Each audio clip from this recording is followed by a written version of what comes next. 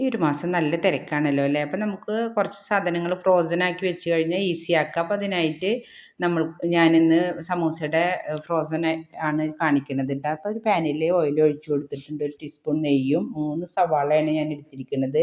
അതിലേക്ക് ഒരു 7 പച്ചമുളക്, ഒരു 10 അല്ലി വെളുത്തുള്ളി, ചെറിയ പീസ് ഇഞ്ചും കൂടി ക്രഷ് ചെയ്തത് ഇട്ട് കൊടുത്തിട്ട് പച്ചമണം മാറുന്നത് വരെ ഒന്ന് വഴറ്റി കൊടുക്കുക.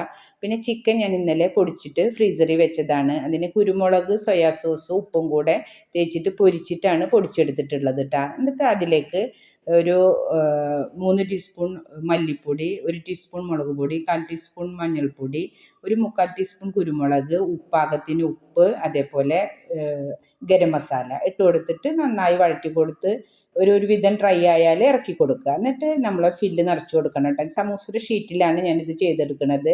എന്നിട്ട് ഇത് ഒട്ടിക്കാൻ വേണ്ടിയിട്ട് മൈദയും വെള്ളം കൂടിയുള്ള മിക്സാണ് ഇത് ഇട്ടത്. അപ്പോൾ ഇതുപോലെ ചെയ്ത് നോക്കാത്തവരൊക്കെ ചെയ്ത് നോക്കി, നല്ല ഈസിയാണ്.